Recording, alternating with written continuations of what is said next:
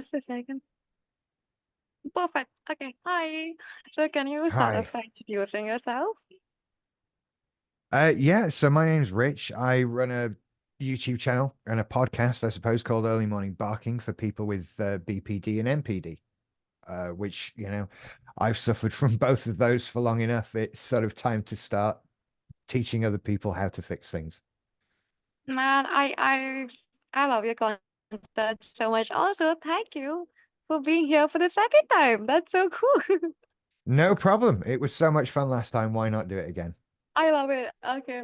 This time, maybe we can do like more, we can get into more detailed aspects of BPD because, this time maybe Hmm. we won't like introduce. I'm guessing people know what Bloodline is, so like maybe not go for the very um what's PPD sort of a thing, maybe into more detailed aspects of PPD. So I was just curious, and because a lot of people don't seem to think it's possible to have NPD and PPD at the same time. So could you comment on that?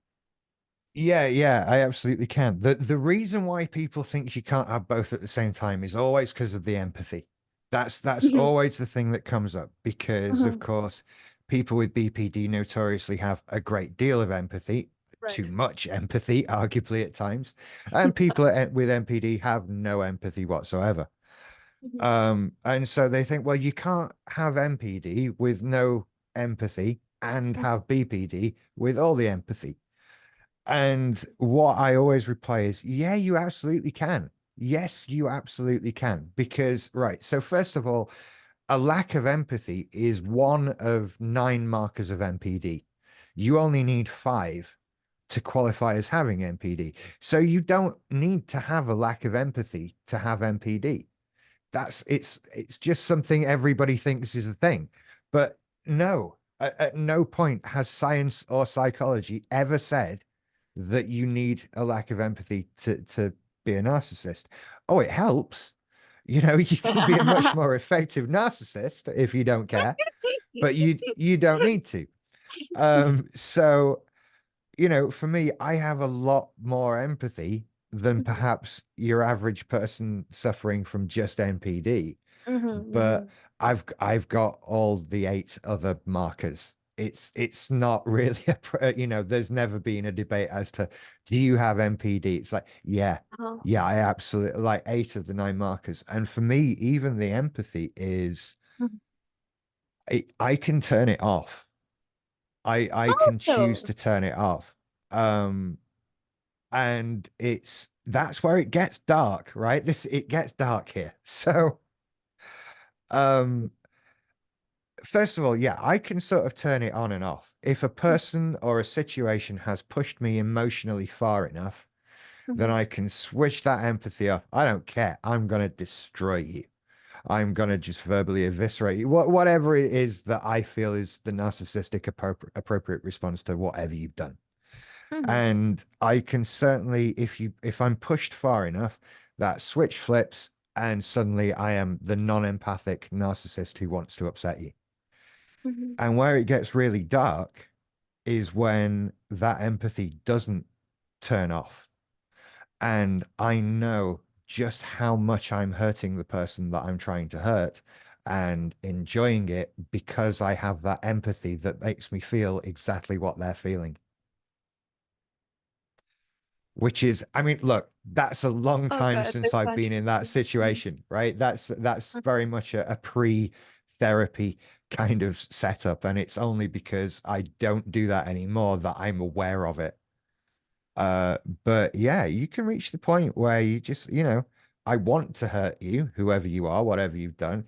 So if I can feel your pain, it's so much more it's so dark. It's so much more satisfying mhm, because I know just how much I've hurt you. And that mhm, pleases me because that's what I wanted to do. mhm. So, yeah, a lack of empathy. I don't know why people have got that associated so heavily with narcissism. It's never been a thing for me. But I Interesting. do prefer the happier empathy of BPD, even though it a lot of the time it gets rather overwhelming. Hmm. and it can be difficult to deal with. But and of course you sometimes get, I think, a sort of false empathy where you think you know what's going on with someone. You think you know how they feel, and yet you don't really. It's just you've got your own messed up views on what someone else is doing or what they're thinking or feeling. And so you think you're being empathic, but actually you're being quite insensitive and that sort of thing. Okay, That that's one interesting. happened. That one sadly happens far more commonly than the other problems. Um, and I think, it's something I've talked about in my own content before, that as people with personality disorders, well, as anyone, we all see the world through our own eyes.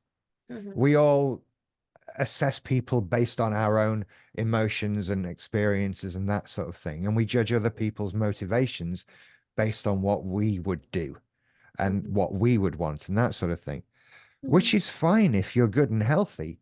But we're people with personality disorders and that sort of thing. So our book of references on how people should behave and react and how we should treat them is a bit messed up. So it's like you're trying to build a Lego model with the wrong set of instructions. Only you don't know you've got the wrong set of instructions. You just can't find any of the pieces that this book says you should have, and you don't Okay. really know how to put them together. But you do your best, and you come out with something, but it's not what was on the box. Oh God. Have you figured out a Lego model for yourself? How do I figure it out? I usually someone will shout at me. It's usually at the Really? end. Once you've already upset somebody, then you Hmm. find out that you're being upsetting. It's a frustrating thing. And I think it's one where you have to put the work in to learn how to treat people properly and how to behave correctly and that sort of thing, because you have to acknowledge that your own list of references on how you do that is wrong. So you need to relearn it all, which is a lengthy process. I think unlearning is just as hard. Like it's a very, I think people want like a quick fix, and I don't think that's ever gonna work. Oh Um, God, no. There's no quick fix to any of this, which is daunting, I think, for people when mm, a lot of people panic when they mhm, get diagnosed with a cluster B, whichever one it is. They panic, mhm, and mhm, whenever you go on Reddit or whatever, you see a lot of posts of, "I've just been diagnosed with BPD. What the hell do I do now?" mhm, And the most upsetting news that I always have for them is, buckle mhm. up. This is going to take 3 or 4 years before you start feeling relatively normal. And that's if you get into therapy tomorrow. I was Oh. in therapy for sort of 3.5 years. Uh-huh. And yeah, that took me from the lowest I've ever been to the highest Mhm. I've ever been. But it took 3.5 years. You know, you just have to keep on persevering with it, and eventually you will get to where you want to be. But it's a painful and long, difficult process. And I like being quite open about that. There's no point in hiding it, because if I tell people, yeah, just get a bit of therapy, you'll be fine in a bit, that's just a lie. And I'd love it to be like that. I really would, but it's not true. It takes a long time, because we've got to get to the bottom of all your feelings. You've got to figure stuff out. You might have trauma that needs working through. You might have, Mhm. goodness knows what you're dealing with. Mhm. And so you have to give yourself that time. You have to allow yourself to heal, because as frustrating as it is, you aren't going to be better tomorrow. Oh God, absolutely. Okay, I just wanted to really say this. PPD sounds really exhausting, and I can't believe you have to go through that because it's like the whole thing of like so much of anger and so much of guilt and so much of shame, and these are such heavy emotions to carry all the time. And like Hmm. I feel like if I had BPD, I would probably need like 130% of my energy to kind of just function. Hmm. Um, Yeah. it sounds exhausting for the person that has BPD. And I'm really sorry that. Honestly, if we had to distill it down into describing it with one word, exhausting would be a good one. Good word, It right? really would. Because that is exactly what it feels. It's tiring. I'm emotionally tired, and I think we're all sort of on our limit all the Mm-hmm. time. And Mm-hmm. that's, I mean, that is why I would point to as being very emotionally unstable, why I would point to as being quick to rage and tantrum Mm-hmm. and panic and that sort of thing. Because we're at 11 all the time with the Right. emotion. And it is tiring, it's exhausting, and you just want a break from it. And those breaks are out there. You can find that, but they don't last long. They they're all a temporary state. And this is a thing that even when you've got it under control, like I claim to Mm-hmm. have, for what that's worth, you Mm-hmm. have to stay on top of it. And something I'm still learning myself is, excuse me, that as I've, so therapy for me ended 2022, I want to say, Mm-hmm. October Mm-hmm. 22. And I felt better then than I do now today. And that's because I got complacent and I've let a lot slip. And you have to stay on top of this stuff to keep on top of it. Otherwise, you just I've found you just slide back down again, and you can go right back into your Oh. despair and your sadness and your wallowing and all of that. Um, and it's you have to, so you're constantly being vigilant. You're constantly checking up on your life to make sure that you're doing the right things, that you are living your life in the way you want to live it, and that kind of thing, because it's so easy to just slip Mm-hmm. out of that and go back to where you were. Um, it's you would think if you could stay out of it long enough, you would relearn. Mm-hmm. But I'm starting to think that it's something like, I don't know. I don't want to directly compare it to something like alcoholism, but in the I was, sense that, you are not gonna believe I was thinking addiction the whole time when you were saying that. yeah, Yeah. it it is that kind of, if you reach a point where you can't drink anymore, and then you'd better not drink anymore. Mm-hmm. Like once you stop, you're not having a glass of wine and being okay with it, you just don't drink anymore.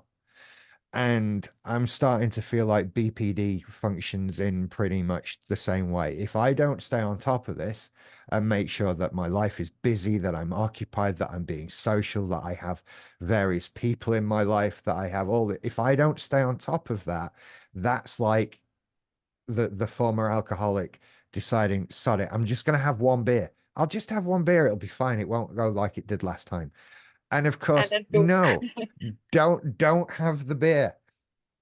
Just and so yeah, I'm coming to that point where I've had that beer and I'm realizing, yeah, you can't drink anymore, so to speak, so it's something I'm personally in the process of getting back up on top of it all. And it's much like the therapy, it's not something you can just do overnight. Mm-hmm. um I always say that, the key to it all is to have a life, to have stuff in your life that you care about, that you're passionate about, Mm-hmm. hobbies, various groups of friends, Mm-hmm. living a full life. And it can be, getting that up and running when you've been sat on your own for years or feeling depressed for years or whatever. That's one of the hardest parts of deciding, right, I'm gonna go to that event that I've always wanted to go to and didn't feel like. I'm gonna talk to some people. I'm gonna find a band to play with. I'm gonna do all these things. Um, and you can't just decide it and do it that day. It takes time. And again, like the therapy, it's something we could all just wish we could just fix. Mm-hmm. Like, I want it sorted now. I'm in pain now. Can we stop that? And no, I'm afraid not. We need to, it takes time. But I think you can get something out of if you're making that effort. Mm-hmm. So, for example, if you're trying to be more social by going to a particular event you want to go to, that's not going to have an effect until the event happens. Mm-hmm. You still need to go to it and interact with people and do all of that. And until then, you're just as miserable as you were before you decided to go to the event. Mhm. But hold on to the fact that, hey, you decided to go to an event. That's a positive move. Look at you doing something. Before you were just sat crying under a blanket, and Mm. now you've made this effort of deciding, I'm done with the crying under the blanket. I'm gonna go out and meet some people. And okay, yeah, that event's in a month, but I'm doing it, and I can look for other things to do in the meantime. I think that motivation snowballs. It starts, you just need that little crumb of snow to start at the beginning, and it gets bigger and bigger and bigger. Um, and if you can keep it going, Mm. then you become unstoppable, you know. Hey, that's amazing. But okay, so I'm just curious, like, let's say, and this is something I've particularly noticed for people with BPD, that I wouldn't say most, but I mean, I wouldn't say everyone, but a lot of them have been Mm. hurt a lot in life, and they sort of tend to go back into their shell. Um, the more and more the BPD keeps getting worse, like the social Hmm. life kind of reduces. So let's say, hypothetically, I do have BPD, and um, I want to make a change, right? I haven't been going to therapy. I'm going to start going to therapy, but how would you suggest I amp up my social life, or like how do I begin from the scratch? Wow. I mean, that's a difficult one, and it's because I mean, yeah, great. The going to therapy is good, but how do you amp up your social life? I mean, that's a question that sort of goes way beyond even BPD and that sort of Mhm. thing, because how do any of us amp up our social life? Right. There's a lot of lonely people in the world one way or another. Mm-hmm. And we all want friends, we all want loved ones and people Mm-hmm. close to us who care about us. And how do you do that? My personal approach is to do things hobby related. So, Okay. Nice. like I play bass, so I'm looking for a band to play with at the That's so moment. cool. Okay. Yeah. And that was part of my initial sort of dropping off, that I did have a band to play with, Mm-hmm. and then that broke up. That didn't come to fruition, and that was enough to sort of stall my motivation. That was enough to make me go, oh, right, I guess it's not worth trying then, because whatever. And you spend another year wrapped up in your blanket going, oh, it's not worth it. But bands break up. Even bands that are touring the world and making millions of dollars Mm-hmm. and are world famous decide they don't want to play together anymore. What chance did we have? That kind of thing. Um, and so you just have to keep reminding yourself of the positives, remind yourself why these things happen, and keep going. And for other people, yeah, it's not a band. It might be going to play five-a-side football. It might be joining a different sporting thing, or Mm-hmm. a kind of class you want to take, or whatever. But I think you have to do something that means something to you personally. Mm-hmm. You have to do something that you enjoy, that you care about, which, again, finding something you care about and enjoy can be difficult in itself for somebody with BPD. Right. I'm lucky that I've got, I mean, we develop obsessions quickly with things and activities, but for me, there have always been a I few was, things that there have always been a few things that have stuck around my entire life, yeah. music being one of them. And I know that I'm always going to be happy doing that. I'm always going to love playing bass in a band and playing gigs and that sort of thing. I want to do that now. Now I'm talking about it. It's something I love and enjoy. And Uh-huh. if I can do that with other people who love and enjoy that, then Mhm. we're going to become friends. And so what you're actually looking to do is not make friends, you're looking to do something you enjoy with other people who enjoy that thing. And Ah, then finding friends is something that comes along once you're naturally. doing that, I think. I mean, that's my own way of doing it. I think making friends and growing your social life, that's a whole topic on YouTube on its own, I Yeah, think. absolutely. Um, you know, I was just curious uh, because, I mean, I'm sure like having BPD already makes you lonely as it is. So just the need for a social life might be a little more. I'm not trying to say that it's not the same for any other person. I mean, everyone needs a good social No, life. I would say I think it is a bit more essential for people with BPD. Right. I think, when I think about how it affects me, Mm-hmm. it really is essential, and it helps, when I'm not doing these things, I Mm-hmm. feel noticeably worse. It is essential. And then with I mean, the other common thing that we all seem to suffer from is what we call a lack of emotional permanence. Mm-hmm. Um, so that's the situation where whatever you're feeling Mm-hmm. doesn't last long. It lasts while Oh. you're doing the thing that makes you feel it. Mm-hmm. So, for example, if I go and rehearse with the band, Mm-hmm. that's exciting, and I'm happy while I'm driving there and doing that and driving home again. And that can be my social contact. They could be my best friends in the world. I could have the best night I've ever had just playing with my band. But the second I get home and I'm here on my own, it's all gone. None of that emotion lasts. None of that emotion carries through. The second you're alone again, that loneliness is just right back up at the top, or any other bad feeling that you feel. Um, and so we sort of end up, I think I feel a constant scramble for need more friends, need more people who care about me, who love me. But someone should be here all the time. Right. I don't care who, just there should be someone. Because the second there's no one, I'm lonely and Right. fed up. Um, and it's, that's difficult, especially when you live on your own. Mm-hmm. There are lots of times I come home and there's no one here. But I think the key again is if you're keeping yourself busy, if you're keeping yourself occupied, then seeing yourself through these times becomes an easier thing to deal with. Um, you know, if you're tired, you can go to bed. You don't need to stay up and wallow in how come I'm so lonely and that sort of thing. This was the going to bed thing. I'll Uh-huh. stay up till 5 a.m. worrying Oh about God. stuff.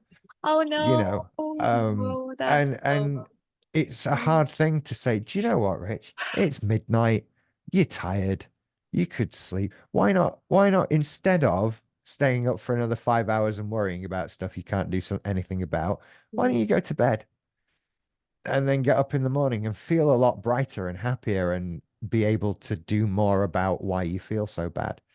But you need that kick up the backside to make you go to bed and you know live properly. Oh no. Okay.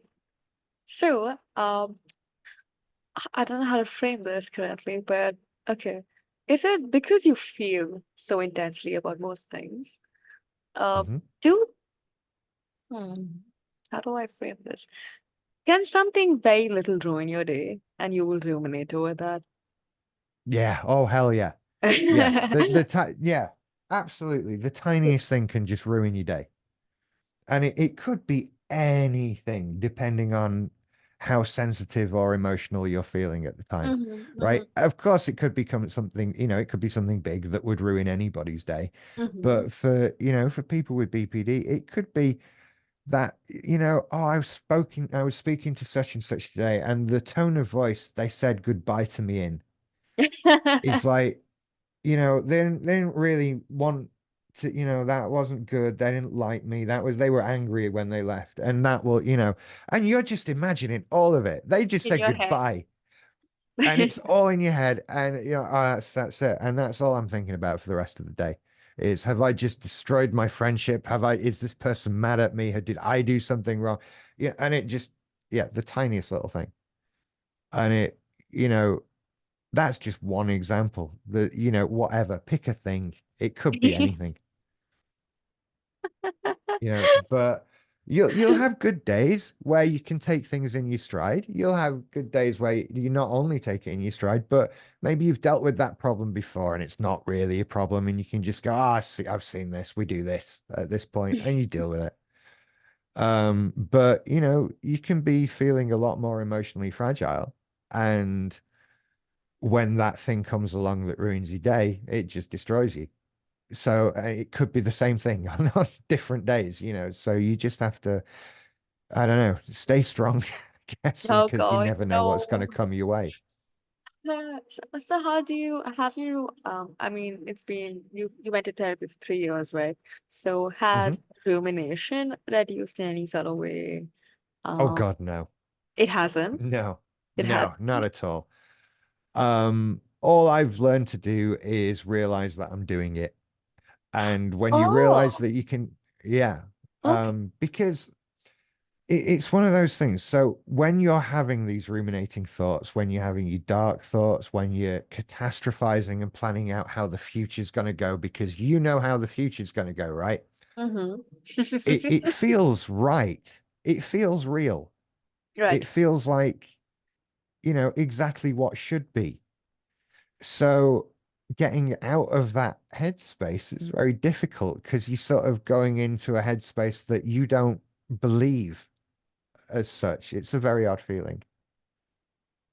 So it doesn't really go away. And I like that you're being so honest about it because Mm. we don't want to give people like the sort of vibe that things are all gonna change and suddenly you don't have BPD anymore. Like it stays, No, it's no. around. You always have BPD. I think you always have BPD, You but almost you can learn to manage it and you can make the effects of it and the symptoms of it extremely quiet, down to nothing.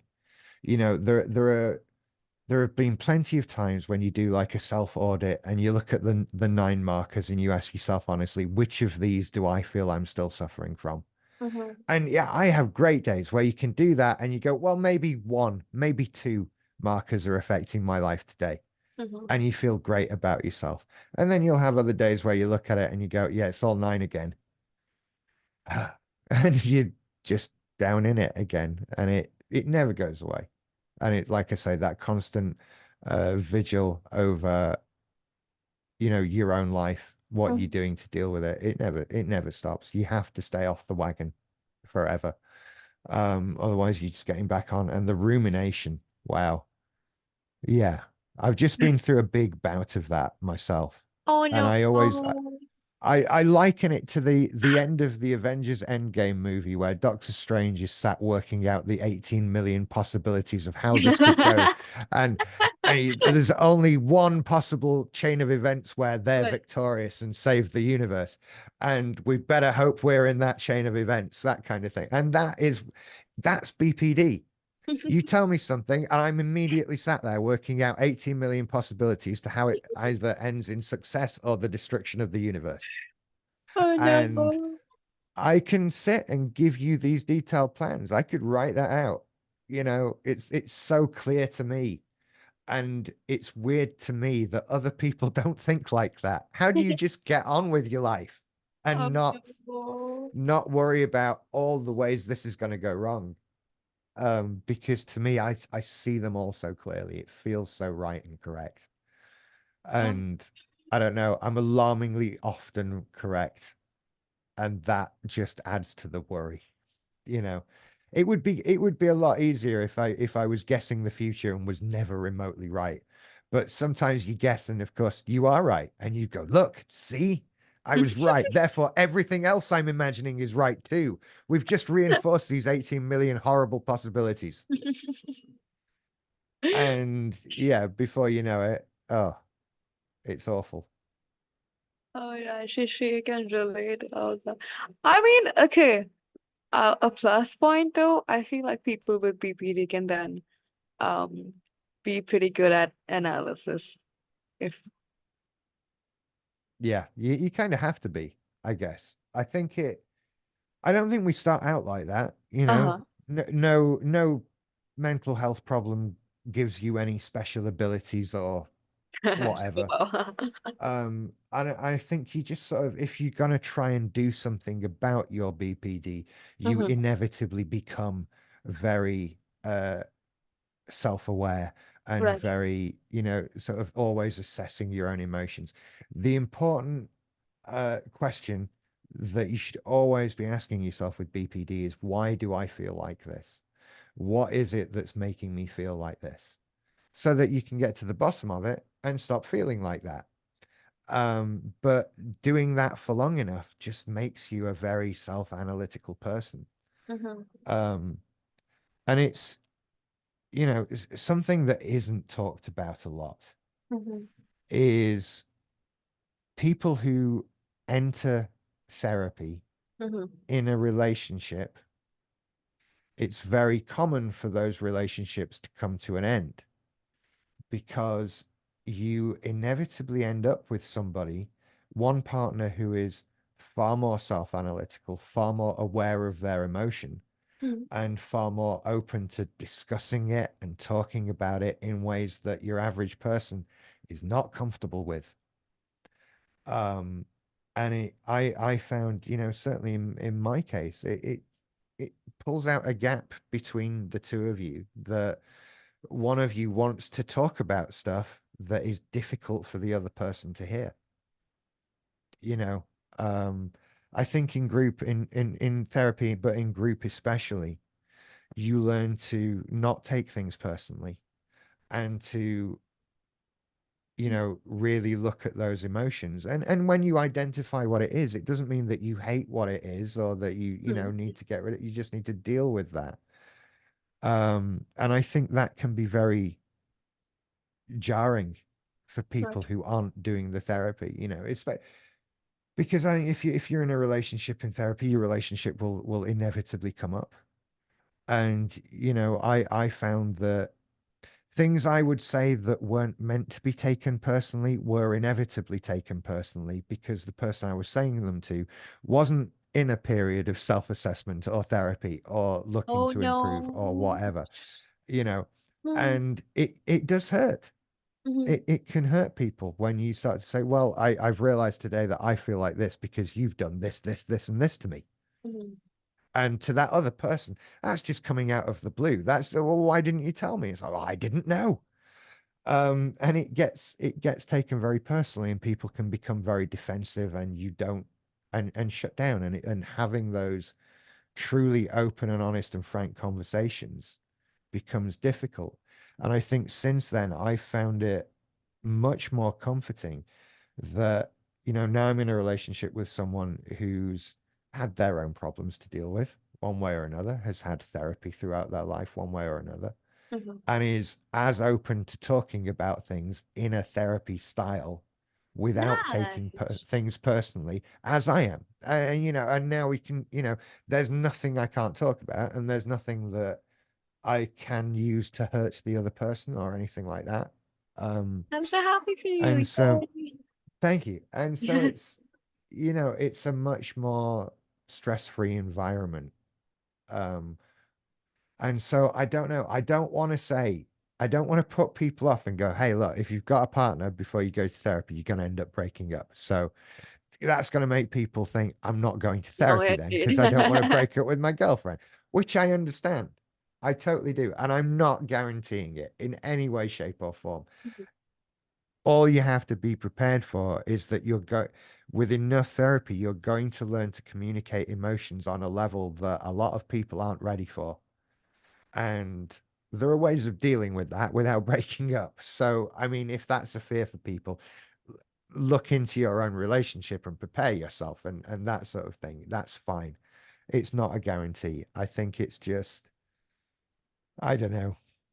But it is a thing that happens. It is a thing that happens. And I don't think we don't talk about it enough.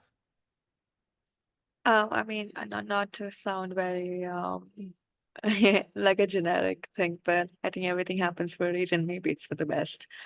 If something is not working out in Well, a way, yeah, I would agree. I think, when it comes to relationships, happy relationships don't end. right? So if it ends, then somebody There's something wasn't wrong. happy. Mm. And so, as with any relationship, whatever that is that's wrong, you can take steps to try and fix that or not, or whatever, that's down, whatever is going on in your relationship. Um, but yeah, it's a tricky one. Mhm.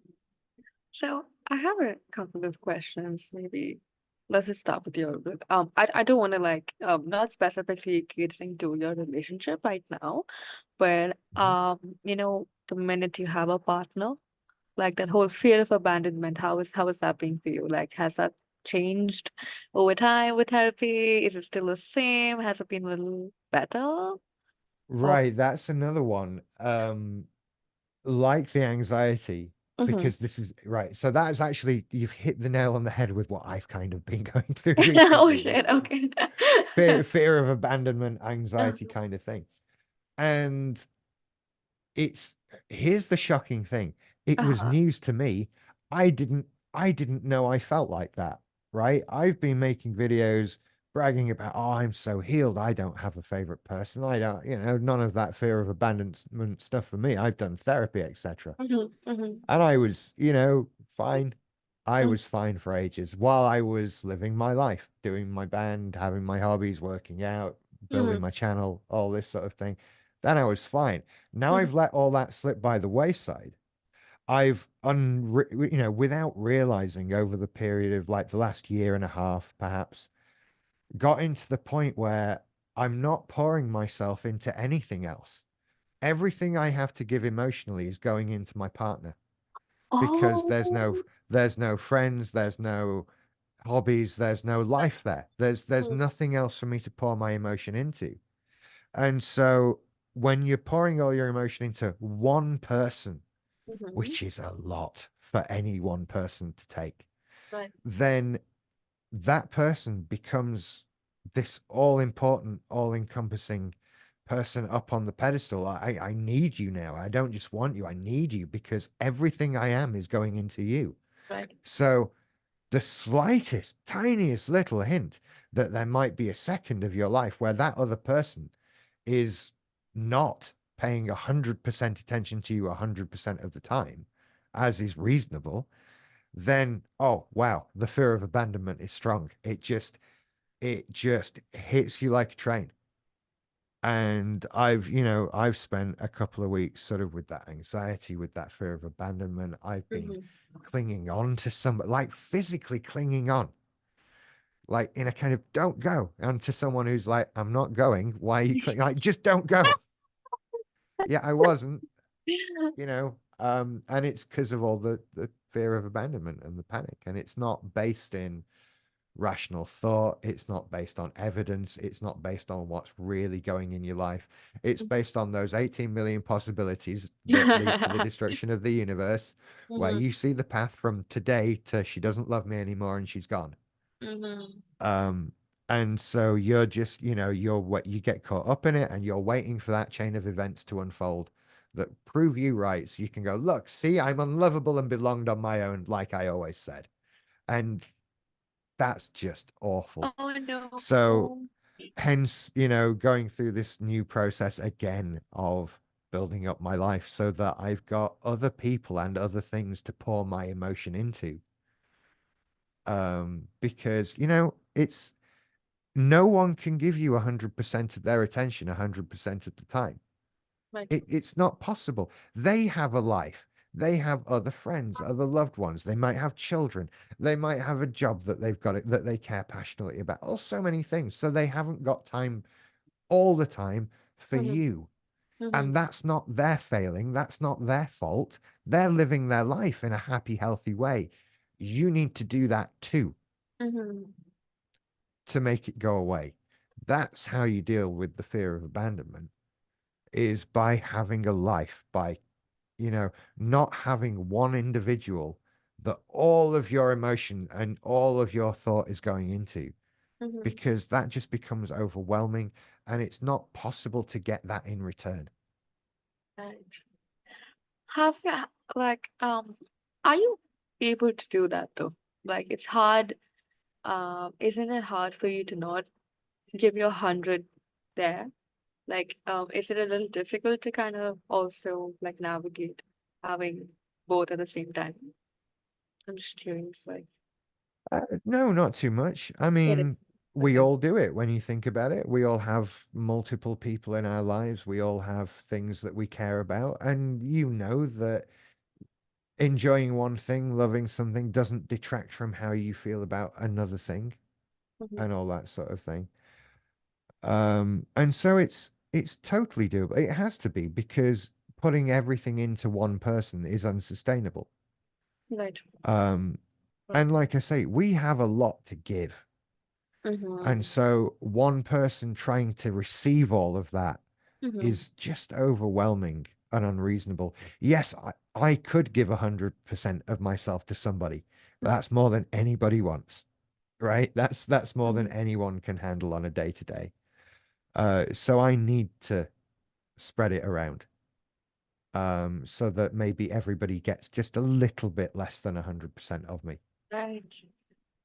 May I ask if like maybe at a time where you were rather more unhealed, let's say, compared to now, like if you keep pouring into people or things, is that what probably instigates that emptiness sort of feeling, or is that just coming from somewhere else?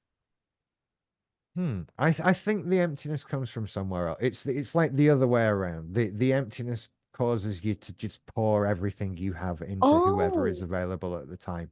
I think, okay.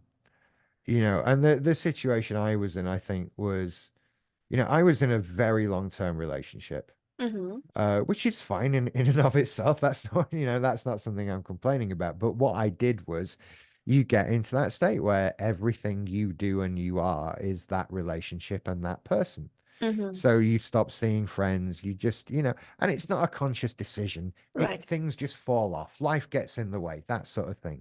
Mm-hmm. And before you know it, it just happens in the blink of an eye. Before you know it, the one person that you see day to day Right. says, I think I'm going to go out with some friends after work for a drink.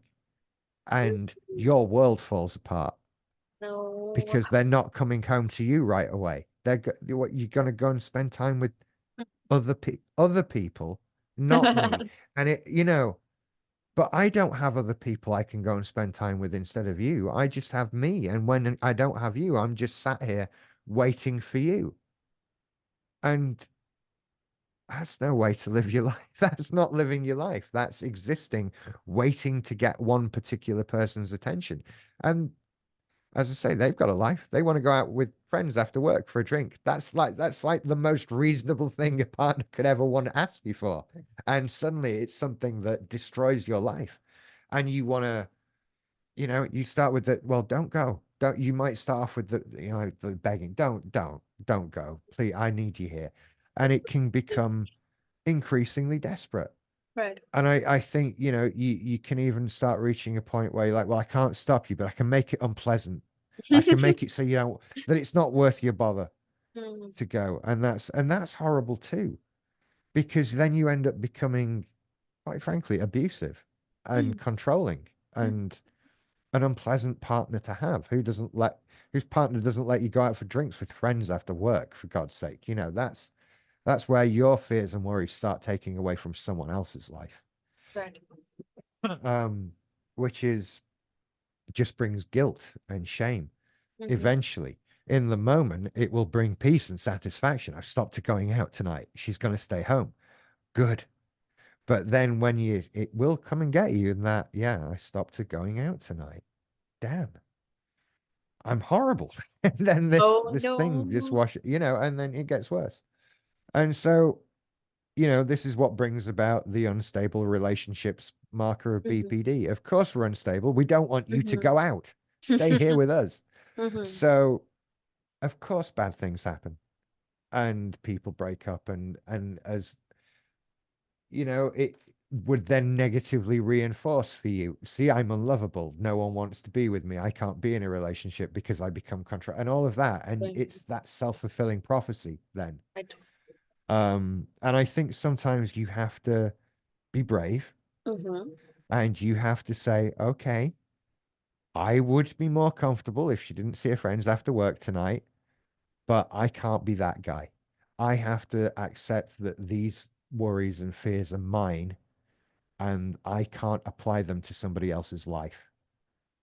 Mm. Um, it's easier said than done, I was gonna you ask.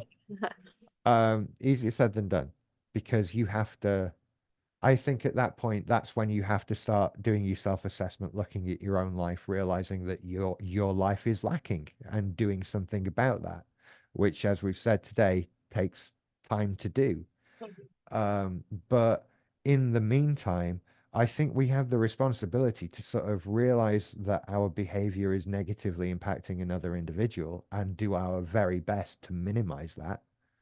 You know, let your partner go out for a drink after work with friends, Mm-hmm. sit at home, try and keep yourself busy, but whatever it is, they get to go out and you have to accept that. And it's for you to learn to live in that world rather than it is for them to be pulled into your world. And I think if you let that happen as well, you'll get better. Right. You know, that's what motivates me. It's like, well, I need to be part of the world. I can't drag them down to my level. I have to get up to theirs.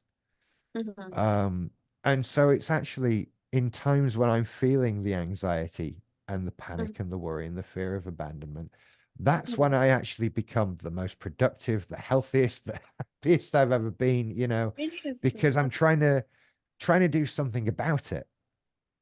And it sort of signals the beginning of a new uh attempt to be good and feel better, so Mm-hmm. to speak. It's like, and I'm much as I start to see when I'm on a downward spiral, there are things you can point at and go, oh, you're doing this, your house is a bit of a mess, you're not going out as much. And you can see the points on the graph as the emotions are going down and the bits of life that drop off along the way.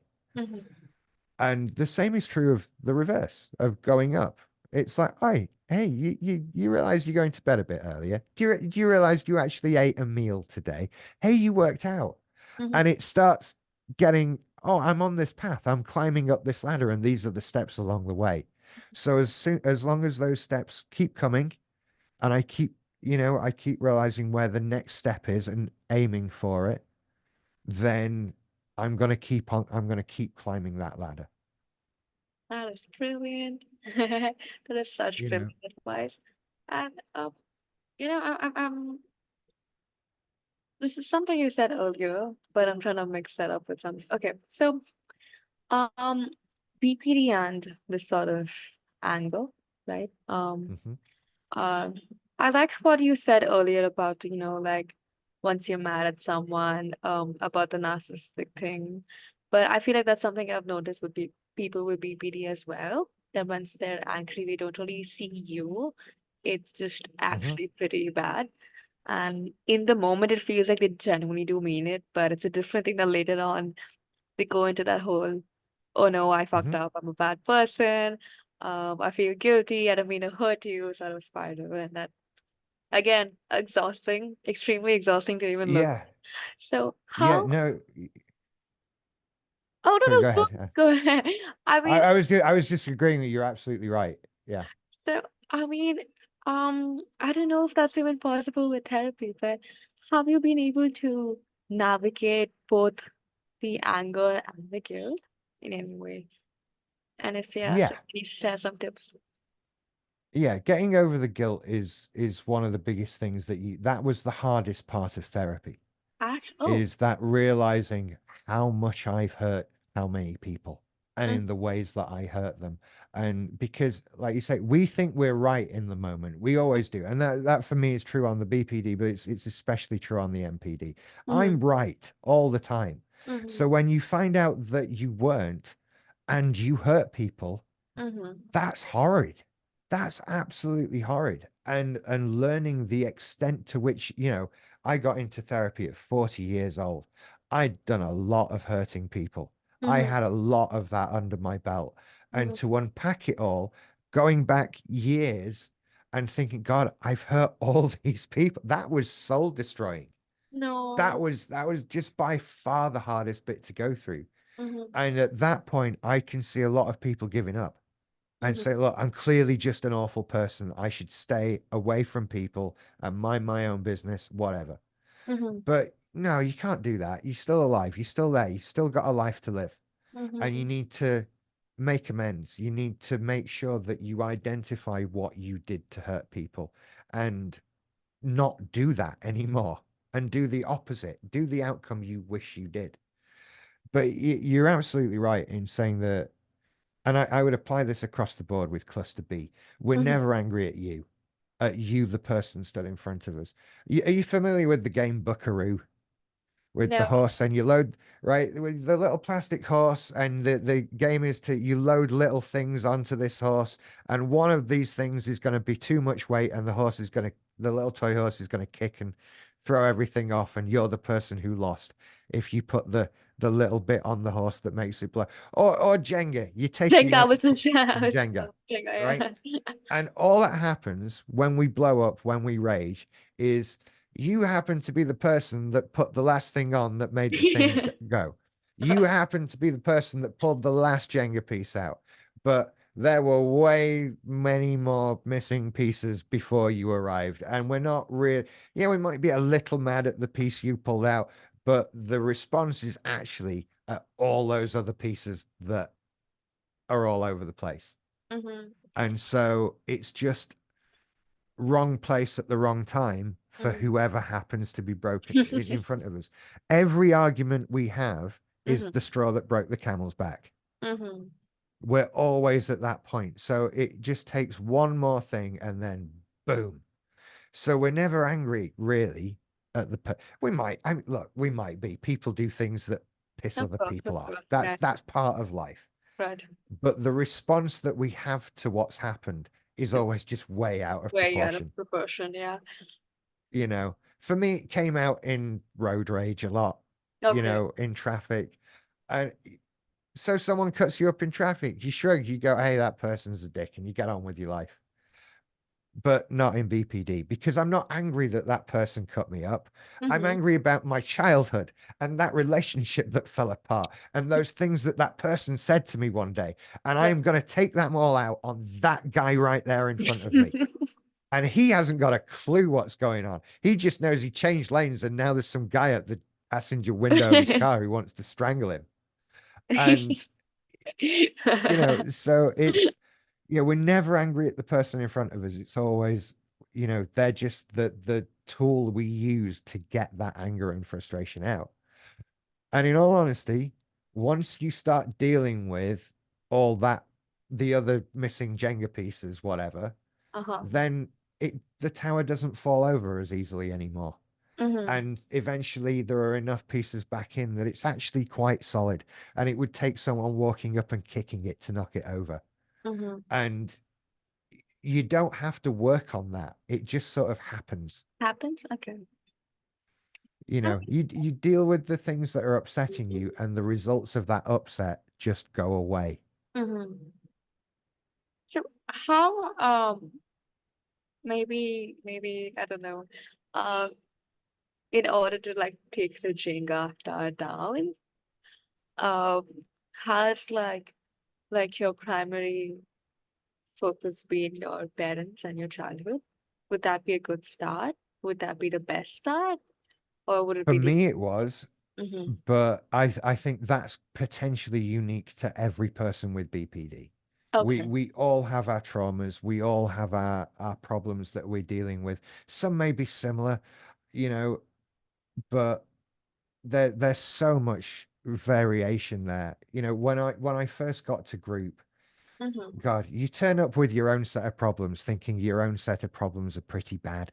And Mm-hmm. then other people tell you their problems, and you sit there and you get smaller and smaller in your chair as you think, how dare I be here with my awful problems when you're dealing with that, which quite frankly, I could not. So it's all a weird one like that.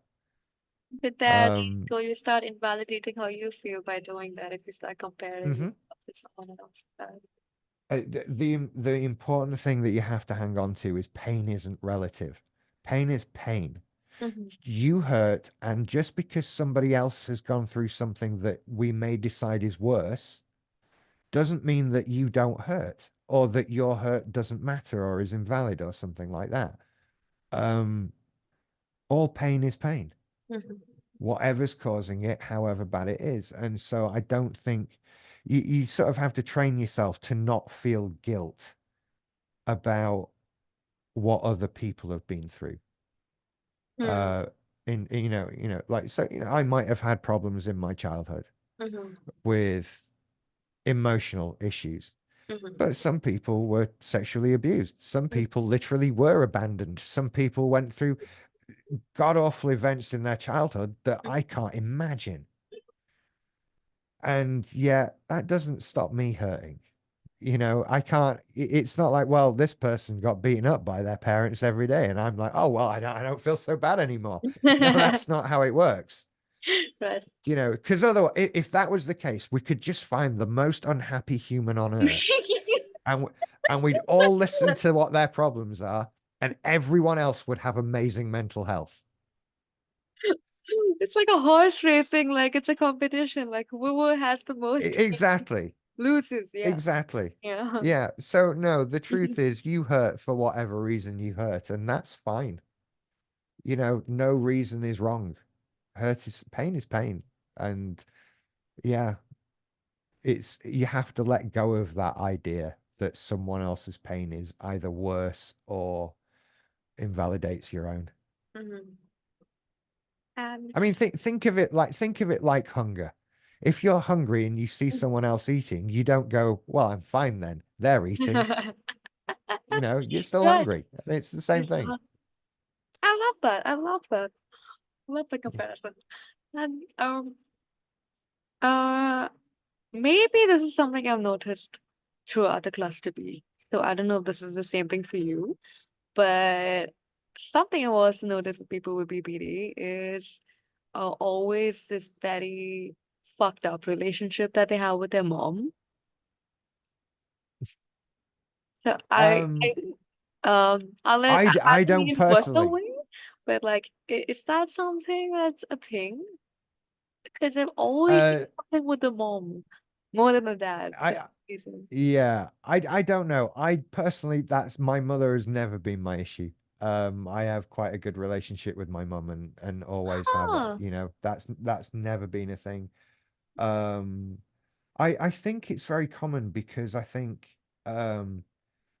people with BPD and Mm-hmm. especially people with undiagnosed, untreated BPD, Mm-hmm. as you know, sort of so, right, BPD was officially, I don't want to say discovered, but I'm trying not to, was defined as it is in sort of 1979.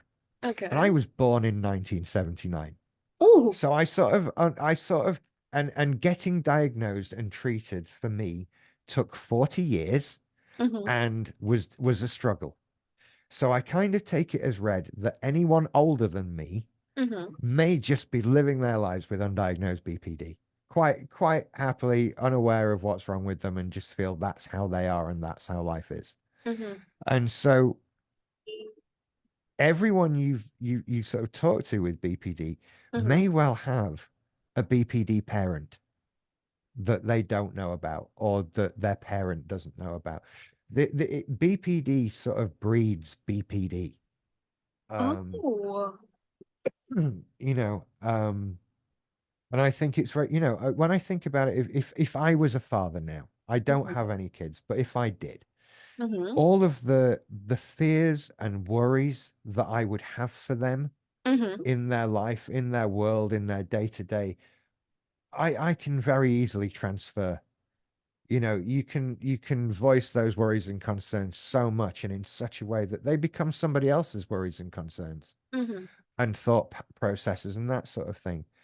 And yeah, there's great debate on where BPD comes from. Is it nature versus nurture? And I'm inclined to think it's a bit of both, but I think it's very common that a lot of the traumas and the worries and fears that we have are handed down to us generation to generation. Mm-hmm. And so whether it's the mother or the father, Mm-hmm. um, I think these things, they come from our parents one way or another. Right. Um, you know, and I guess we could maybe look into the idea that, generally, historically, more women tend to get diagnosed with BPD than men, Uh-huh. which is not necessarily saying that more women have BPD than men. I'm Uh-huh. purely talking about the diagnosis process. Right. And so it might be more common that somebody can say, my mum had BPD and was like this, than it would be for someone to be able to say, my dad had BPD. Right. But I don't know. Like I said, I certainly don't have a personally. You know, my issues are not with my mum. Okay, no, I was just a bit curious because uh, maybe there's also the sort of genetic thing where men have more NPD and women have more PPD. Then you're sure of the uh, I other. don't know, you know. I don't know. I don't know what there is in terms of scientific data on it. And I think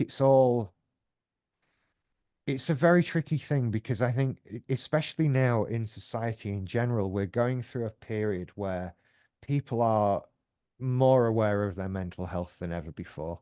I Mhm, think we're seeing more people diagnosed with more things than ever before. mhm, And I think, you know, just because people are more inclined to be thinking of things in that way, um, we're starting to see more diagnoses. But I don't know what data there is, if any, on genuinely whether men have this more than women, you know, what affects us to do that. I'm sure someone's done a study on this at some point, but it mhm. feels like it's one of those things where there's constantly changing data, and if you do it on one day compared to another, you'll get another result. Right. But yeah, I don't know personally. No, see, this is I think. precisely why I love talking to people that have the disorder because you start learning from people themselves directly, you know. And Mm, it was just something I usually notice, even people with especially let's take men with NPD, for example.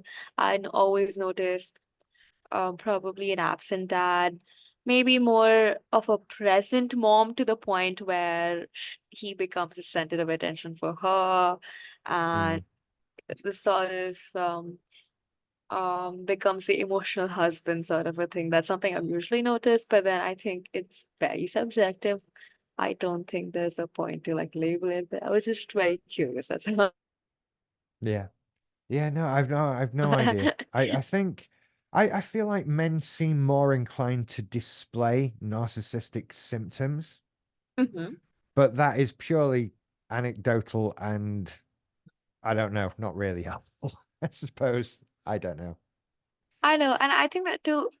I'm not trying to justify abuse in any way, but it's just that there's so much of stigma with men and mental health, right? Men are not allowed to Hmm. feel. Men are not as emotionally free as women are. So I think for them to Yeah. It becomes difficult. And you know, display toxic tendencies could be. I understand why. yeah, I think, you know, in this country especially, it can be difficult for men to talk about mental health. And I'm seeing online a lot sort of a surge of men's mental health and talking groups that are popping up all Nice. over the Okay, place that's amazing. that That's are amazing. sort of, you know, independent things that are saying, hey, men don't talk about stuff. We should get together and talk about stuff, you know. And I agree wholeheartedly. We these are good things. I like that these groups are coming along and I like what they're trying to do. I have no opinion on any individual group because I've no experience with them or what they do, but I like that someone's trying and that this problem is being acknowledged because it's a problem. You know, as men, we try and, I don't know, as far as possible, maintain this strong, manly persona of being, you know, somewhat indestructible and Right. emotionally solid all the time. And the truth is, we're as fragile as anybody else is. You Mhm. know, it's just societal pressures that make us feel we can't discuss things. And on top of that, like like the stigma in terms of like BPD being like an emotional sort of a disorder for a Hmm. guy, or like oh like a guy with BPD, like an emotional guy. I don't think that's it's just sad. Yeah, It's sad. it is. It absolutely is. Okay, and before I end this, I just genuinely wanted to like, um, what has been like, if you could share, only if you're comfortable, of course, um. Any personal change in communication that you've seen before therapy and post therapy? Like, if you could maybe give a concrete example so this could encourage people to go into therapy because it's pretty scary. How do you mean change in communication? I'm What do sure you like mean the by? 3 years. Something maybe thanks to your BPD you used to communicate in a more unhealthy way. You spoke about how you're more self-aware now, Mhm. after therapy. So has there been any influence on your communication style, like how you probably communicate your anger or feelings Yes, towards? yes, massively. I'm much calmer now, Oh, and it takes a lot more to get me angry. And I've gone down this path now of realizing that getting angry rarely, if ever, gets you what you want. hmm, And so the truth, what we're trying to do is get what we want, right? Whatever that hmm, may be. And getting angry with people doesn't do that. hmm. And so I think, for me, I made a conscious effort. Right. Next time I'm gonna get angry, don't. Let's do the opposite. Let's be as nice as we can to Hmm. this person. Let's kill with kindness rather than being upsetting. And the first time I tried it went really well. And I got what I wanted. And I didn't shout at anyone and no one cried. And everyone was happy at the end of it. And it was a bit jarring and weird. But I carried that on and kept being as nice as I could to people instead of shouting. And it kept working. And now I'm at the point where I just don't shout at anyone ever. I don't get that That's agitated. amazing.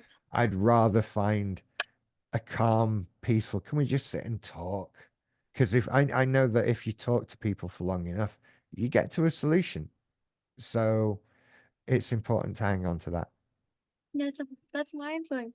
How did you like, so would you say therapy helped in that? Because like when you're angry, are you even um how do I frame it? Like it's hard to be aware when you're very angry. So how Yeah. did you manage to You do have you just have to keep trying until you do. I am making no promises that any of these things work on the first attempt. that? Mm-hmm. Right? You have to decide I'm not going to get angry and then try it. And you can't practice that at home. You need to be out in the world and wait for something to get you angry, right? And then you can practice not getting angry at the thing that makes you angry. Mm-hmm. Um, and you might not do that first time. You might Mm-hmm. really muck it up first time and get angry straight away and then come away thinking, God, I was supposed to be calm. Okay, I'll do it next time. Mm-hmm. So you just have to keep trying Fine. until you get it.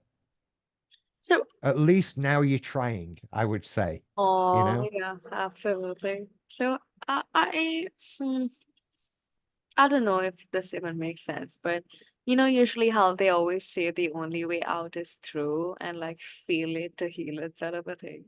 So, suppose I have BPD and like you did something, you put the last Jenga thing, and now I'm pissed, okay? And Hmm. if I, let's say, try to like say I'm not gonna be mad, wouldn't that be me suppressing my emotion, which is what kind of makes BPD worse to begin with, because you don't Yeah, put I it see your out. point. I see your point. And I think I think for that very reason, this needs to be, you don't just, it's that why do I feel like I feel question again that comes up. So yeah, you can start dealing with that anger day to day and trying Uh-huh. to ensure that you don't upset any further people. But at the Mm-hmm. same time, you need to deal with where that anger is coming from.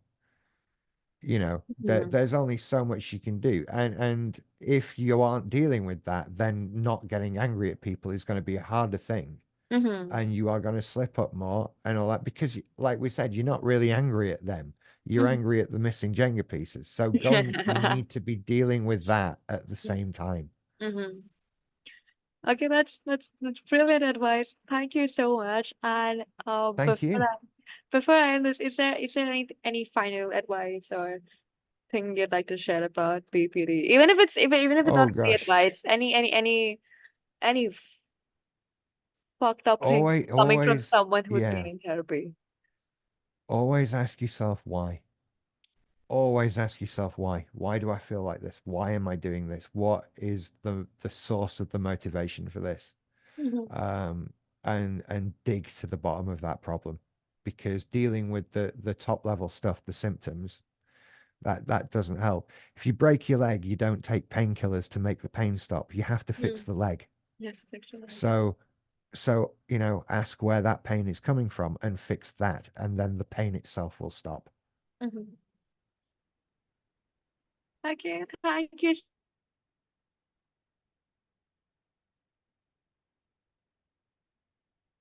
Oh, the sound's gone a bit weird. so much. And again, I generally exhausting. Oh, sorry.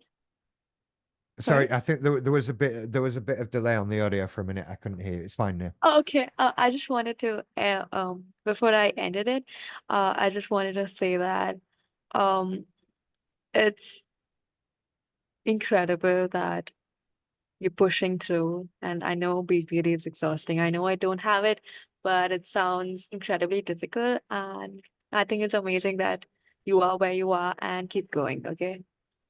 Thank you so much. Thank you so much. And keep going with what you're doing. It's great. Oh, thank you so much. I'll keep promoting your content. I know. I see. Thank you ever so much for that. It's awesome. Thank you so much. Have a lovely day. And this will be up on YouTube in like a week. Smashing.